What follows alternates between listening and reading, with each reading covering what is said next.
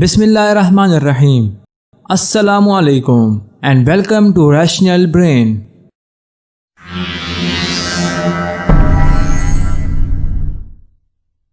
दोस्तों, जब से इंसानों ने होश संभाला है, इसने अपने जीने के लिए 3 बेसिक चीज़ें रोटी, कपड़ा और मकान, इनमें से मकान की फील्ड में काफ़ी ज़्यादा तरक्की कर ली है।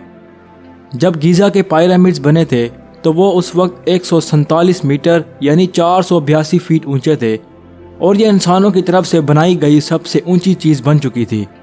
और इसने अपना यह खिताब तकरीबन 4000 सालों तक बना कर रखा। और फिर इसके बाद तकरीबन 13वीं सदी में 1311 में इंग्लैंड के लिंकन कैथीड्रल ने गीज़ा के पिरामिड्स के सबसे ऊंचे होने का खिताब इससे छीन लिया। तकरीबन 525 फीट की ऊंचाई के साथ वो दुनिया की सबसे ऊंची चीज़ बन चुका था, जो कि इंसानों ने बनाया था। और इसके बाद से तो इंसानों में सबसे ऊंची इमारतों को बनाने में रेस लग गई और आज हम इंसानों ने ऐसी बिल्डिंग्स बनाई हैं जिनकी ऊंचाई पहले सोच पाना भी मुश्किल था। लेकिन क्या आसमान की ऊंचाई तक बिल्डिंग्स को बनाना क्या इतना आसान होता है?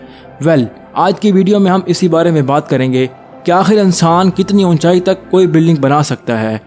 लेकिन दोस्तों, अगर अब तक आपने हमारे चैनल रैशनल ब्रेन को सब्सक्राइब नहीं किया तो प्लीज़ सब्सक्राइब कर लें और साथ लगे घंटी को भी दबा दें ताकि हमारे आने वाले हर वीडियोस का नोटिफिकेशन आपको मिलता रहे। और दोस्तों, हमारी हौसला अफजाई के लिए वीडियो को लाइक भी कर दीजिए। तो चलिए दोस्तों, वीडियो को स्टार्ट करते हैं।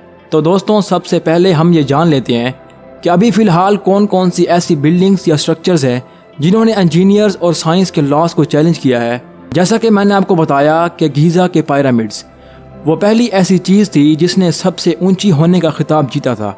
लेकिन इनके कई सालों के बाद 1884 में वाशिंगटन मूवमेंट ने 555 फीट की ऊंचाई का रिकॉर्ड बनाया था। इसके कुछ ही दिनों के बाद इस दुनिया का सबसे ऊंचा झूला इतनी ही हाइट का बनाया गया। अगर सबसे ऊंचे स्टैचू की बात करें तो अभी कुछ अरसे पहले स्प्रिंग टेम्पल बुधा ने इसकी जगह ले रखी थी। लेकिन 30 अक्टूबर 2018 को 182 मील ऊंचा स्टैचू ऑफ यूनिटी का इफ्तिताह किया गया, जो अब इस दुनिया की सबसे ऊंची मूर्ति बन चुकी है। ये स्टैचू इतना ऊंचा है कि अगर कोई इंसान इसके ऊपर से कूदे तो इसे ज़मीन पर गिरने में तकरीबन 5 सेकंड से भी ज़्यादा वक्त लगेगा। लेकिन जिस वक्त आयरन और स्टील से आईफल टावर बना था तो इंसानों को अपनी लिमिट्स का अंदाज़ा हो गया था। तब सभी ने सोचा था कि अब इसके बाद कोई भी इससे ऊंची चीज़ नहीं बनाई जा सकती, क्योंकि आईफल टावर की ऊंचाई तकरीबन 301 मीटर यानी 988 फीट के आसपास है।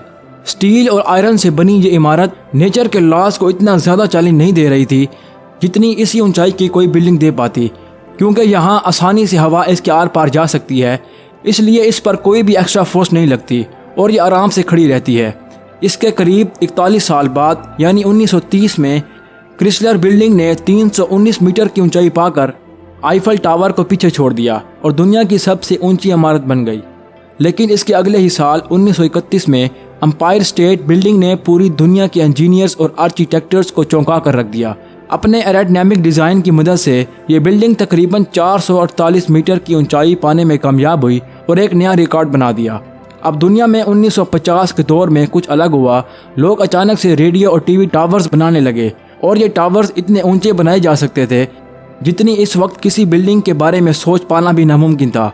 इस दौर में कोई भी बिल्डिंग कभी भी सबसे ऊंची चीज़ होने का रिकॉर्ड नहीं बना पाई और ऐसा इसलिए होता था क्योंकि ये काफ़ी पतले होते थे, इसलिए ऊंचाई पर भी हवा का प्रेशर इन पर इतना ज़्यादा फोर्स नहीं लगाता था जो इसे हिला सके, क्योंकि इनका सरफेस एरिया बहुत ही कम होता था।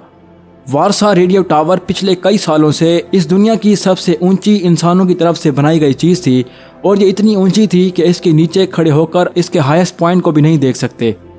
तकरीबन 646 मीटर ऊंचा यह टावर 1991 तक सबसे ऊंची चीज़ का रिकॉर्ड अपने नाम किए हुए था।